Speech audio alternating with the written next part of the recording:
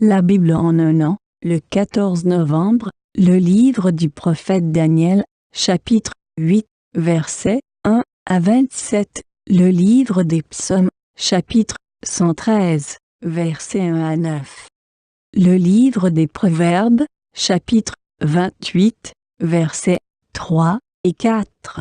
L'évangile de Jean, chapitre 9, versets 1 à 41. Le livre de Daniel, chapitre 8. La 3e année de règne de Belshazzar, moi, Daniel, j'ai eu une vision après la première que j'avais eue. Dans cette vision, j'ai vu que je me trouvais à Suse, la capitale, dans la province de l'Am. Dans la vision, j'ai vu que j'étais près du fleuve Oulaï.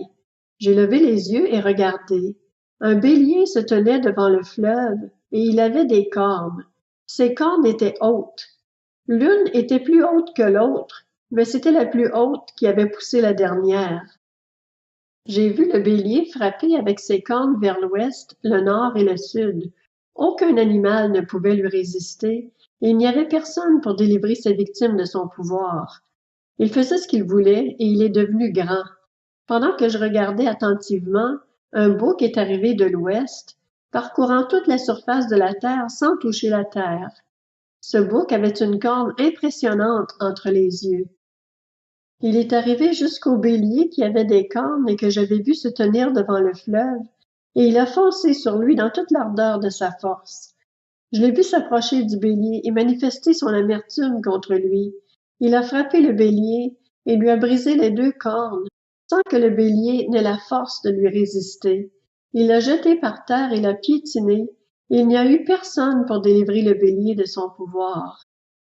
Le bouc est devenu très grand, mais lorsqu'il a été puissant, sa grande corne s'est brisée. 4 grandes cornes ont poussé à sa place, aux 4 coins du ciel. De l'une d'elles est sortie une petite corne. Elle a beaucoup grandi vers le sud, vers l'est et vers le plus beau des pays. Elle a grandi jusqu'au niveau des corps célestes. Elle a fait tomber par terre une partie de ses corps et des étoiles, et elle les a piétinés.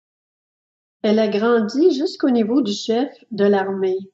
Elle lui a enlevé le sacrifice perpétuel et a bouleversé les fondations de son sanctuaire. L'armée lui a été livrée avec le sacrifice perpétuel à cause de la transgression. La corne a jeté la vérité par terre et réussi dans ses entreprises. J'ai entendu un saint parler et un autre saint dire à celui qui parlait, « Jusqu'à quand durera cette vision à propos du sacrifice perpétuel et de la transgression dévastatrice?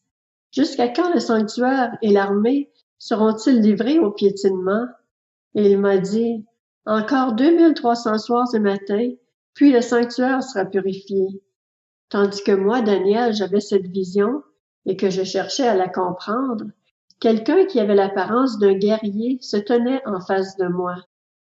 J'ai entendu la voix d'un homme au milieu du fleuve Oulaï. Il a crié, « Gabriel, fais comprendre à celui-ci ce qu'il a vu. » Il est alors venu près de l'endroit où je me trouvais. Terrifié à son approche, je suis tombé le visage contre terre. Il m'a dit, « Sois attentif, fils de l'homme, car la vision concerne le moment de la fin. » Pendant qu'il me parlait, j'étais plongé dans une profonde torpeur, le visage contre terre. Il m'a touché et m'a fait me tenir debout là où je me trouvais. Puis il m'a dit, « Je vais te faire connaître ce qui arrivera au terme de la colère, car il y a un moment fixé pour la fin. Le bélier que tu as vu et qui avait des cornes, ce sont les rois des Mèdes et des Perses. Le bouc, c'est le roi de Grèce. La grande corne entre ses yeux, c'est le premier roi. Les 4 cornes qui l'ont remplacé, une fois qu'elle a été brisée, ce sont 4 royaumes qui surgiront de cette nation, mais sans avoir autant de force qu'elle. À la fin de leur règne, quand les pécheurs auront mis le comble à leur révolte, un roi au visage dur et expert en énigmes surgira. Sa puissance grandira, mais non par sa propre force. Il accomplira d'extraordinaires dévastations. Il réussira dans ses entreprises. Il détruira les puissants et le peuple des saints. Grâce à son habileté, il réussira dans ses manœuvres trompeuses et il aura le cœur rempli d'arrogance. Il fera mourir beaucoup d'hommes qui vivaient dans la tranquillité, et il se dressera contre le prince des princes. Cependant, il sera brisé sans aucune intervention extérieure. Ce que tu as vu à propos des soirs et des matins, et qui t'a été dit, est vrai. Quant à toi, tiens cette vision cachée, car elle concerne une époque éloignée. Moi, Daniel, je suis resté affaibli et malade durant plusieurs jours. Puis je me suis levé pour m'occuper des affaires du roi, mais j'étais effaré à cause de la vision, et je ne la comprenais pas. Le livre des Psaumes, chapitre 113. Louez l'Éternel. Serviteurs de l'Éternel, louez le nom de l'Éternel. Que le nom de l'Éternel soit béni, dès maintenant et pour toujours. Du lever du soleil jusqu'à son coucher, que le nom de l'Éternel soit célébré. L'Éternel domine toutes les nations, sa gloire s'élève plus haut que le ciel. Qui est semblable à l'Éternel, notre Dieu? Il a sa demeure en haut, et il s'abaisse pour regarder le ciel et la terre. De la poussière, il relève le faible, du fumier, il retire le pauvre, pour les faire asseoir avec les grands de son peuple. Il donne une famille à celle qui était stérile, il fait d'elle une mère joyeuse au milieu de ses enfants. Louez l'Éternel.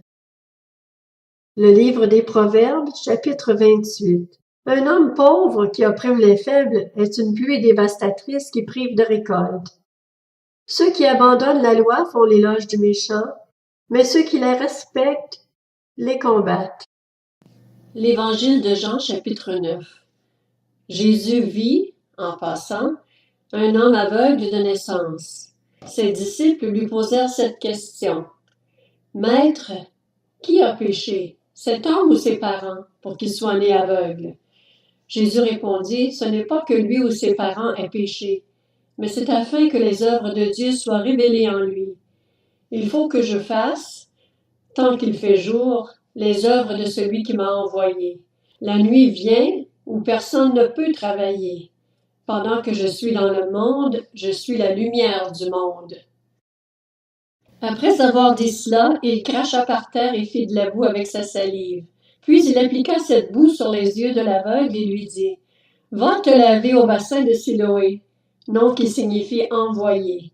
Il y alla donc, se lava et revint voyant clair.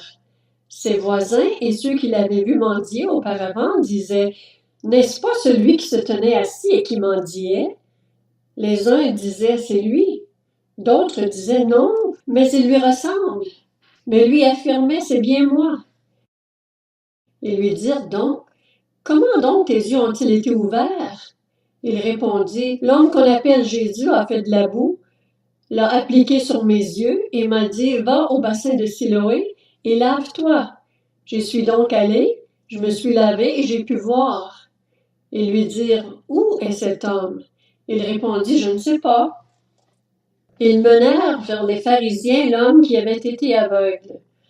Or, c'était un jour de sabbat que Jésus avait fait de la boue et lui avait ouvert les yeux.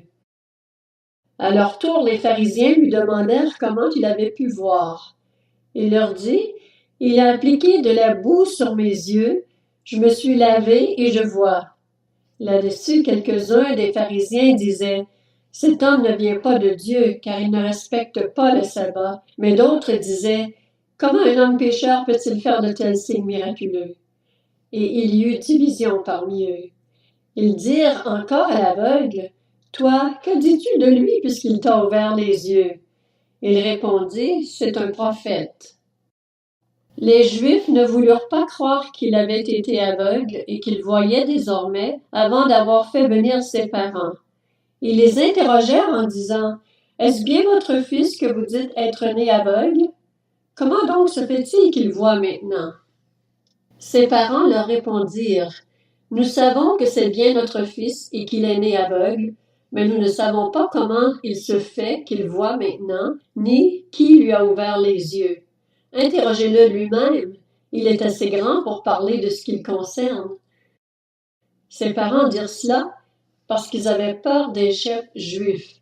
En effet, ceux-ci avaient déjà décidé d'exclure de la synagogue celui qui reconnaîtrait Jésus comme le Messie. Voilà pourquoi ses parents dirent « Il est assez grand, interrogez-le lui-même ».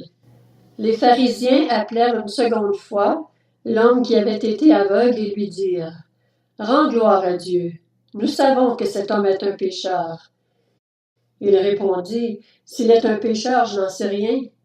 Je sais une chose, c'est que j'étais aveugle et maintenant je vois. » Ils lui dirent de nouveau « Que t'a-t-il fait? Comment t'a-t-il ouvert les yeux? » Il leur répondit « Je vous l'ai déjà dit et vous n'avez pas écouté. Pourquoi voulez-vous l'entendre encore? Voulez-vous aussi devenir ses disciples? » Ils l'insultèrent et dirent « C'est toi qui es son disciple. Nous sommes disciples de Moïse. Nous savons que Dieu a parlé à Moïse, mais celui-ci, nous ne savons pas d'où il est. » Cet homme leur répondit « Voilà qui est étonnant. Vous ne savez pas d'où il est, et pourtant il m'a ouvert les yeux. Nous savons que Dieu n'exauce pas les pécheurs, mais qu'en revanche, si quelqu'un l'honore et fait sa volonté, il l'exauce. Jamais encore on a entendu dire que quelqu'un ait ouvert les yeux d'un aveugle né. Si cet homme ne venait pas de Dieu, il ne pourrait rien faire. » Ils lui répondirent « Tu es né tout entier dans le péché, et tu nous enseignes? » Et ils le chassèrent. Jésus apprit qu'ils l'avaient chassé. L'ayant rencontré, il lui dit « Crois-tu au Fils de Dieu? » Il répondit « Et qui est-il, Seigneur, afin que je croie en lui? » « Tu l'as vu, lui dit Jésus, et celui qui te parle, c'est lui. » Alors il dit « Je crois, Seigneur. » Et il se prosterna devant lui. Puis Jésus dit « Je suis venu dans ce monde pour un jugement, pour que ceux qui ne voient pas voient, et pour que ceux qui voient deviennent aveugles. » Quelques pharisiens qui étaient avec lui entendirent ces paroles et lui dirent « Nous aussi sommes-nous aveugles? » Jésus leur répondit « Si vous étiez aveugles, vous n'auriez pas de péché. Mais en réalité, vous dites « Nous voyons. » Ainsi donc, votre péché reste.